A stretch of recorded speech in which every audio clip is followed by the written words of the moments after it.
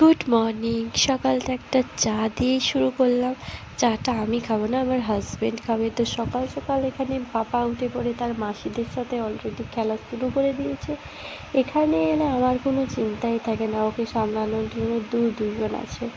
তো যাই হোক, ও ওদের সাথে খেলাধুলা করছিল।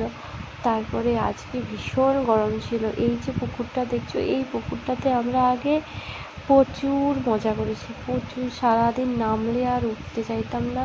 এই ঘাটের কাছে এইটা আম গাছটা এত সুন্দর হয়েছে, পুরো ছায়া হয়ে গেছে, সেখানেই বসেছিলাম। তো তারপরে এই দেখো, এই গাছটার নাম খইচুর। খইচুরের গাছটাতে ফুল পুরো ভর্তি হয়েছিল আর এত সুন্দর লাগছিল খুব। তারপরে চলে এসেছি একটু দিদির সাথে দেখা করতে। তো ওর সাথে সেই অনেক দিন আগেই দেখা হয়েছিল। তারপরে এই দেখা, আমি ভিডিও করছি দেখে উনি আমাকে গালাগাল করছে। তারপরে দুপুরের লাঞ্চের মেনুতে ছিল ডাল, চিংড়ি মাছ ভাতে, পমফ্রেট মাছ, মাংস, আম, দই, মিষ্টি, ইলিশ মাছ। তো সব কিছু খাওয়া দাওয়া করে, এটা ওর জামাইয়ের থালি ছিল, মানে বাড়ির জামাইয়ের থালি ছিল, সেটাই ছবি তুলেছিলাম আমি। তো পাপা এখানে খাচ্ছিল লিচু ওর পাপার কাছে। তো লিচু ও ফার্স্ট টাইম খেলো। তো ওর হয়তো খুব ভালো লেগেছে, তার জন্যই ও খাচ্ছিল।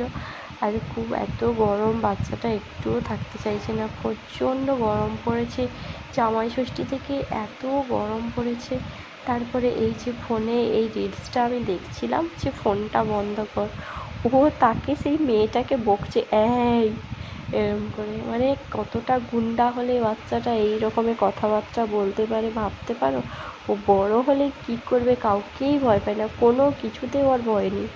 তো সেই জায়গায় খেলাধুলা হচ্ছিল, প্রচণ্ড গরম ছিল, তাই আমরা সবাই ঘরের মধ্যেতেই যতটা পারি। বেচারা ওটা দেখে কী ভাবছিল কে জানে। তারপরে চলো এবারে মামাবাড়ি যাওয়া যাক। সন্ধেবেলাতে মামাবাড়িতে খাওয়া দাওয়ার ব্যবস্থা ছিল, তো মামা বাড়িতে এখানে চলে এসেছিলাম আমি। তো ভাইকে অনেক দিন ধরে দাড়ি কাটার জন্য বলে বলে ফাইনালি ও আজকে কাটলো। যাই হোক, বাচ্চাটাকে এবার একটু ভালো লাগছে। বলছে ও জানেই না যে আমিও ছবি তুলছিলাম। এইটা হচ্ছে আমার মা, অনেকক্ষণ পরে ক্যামেরার সামনে আনতে পারলাম। ও ওর পাপার কোলেই বসেছিল, সেখানেও খুবই গরম ছিল আজ সেই দিনটা, আর আজকেও ভীষণ গরম।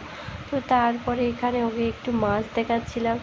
এই যে এই মাছটা আমি আমার জন্ম থেকে দেখছি, তার মানে এর বয়স কত হবে তোমরা নিজেরাই ভাবো। তারপরে এখানে ডিনারে ছিল মাটনের ঝোল আর ভাত, আরও অনেক কিছু ছিল যেটা আমি খাইনি। তো ভিডিও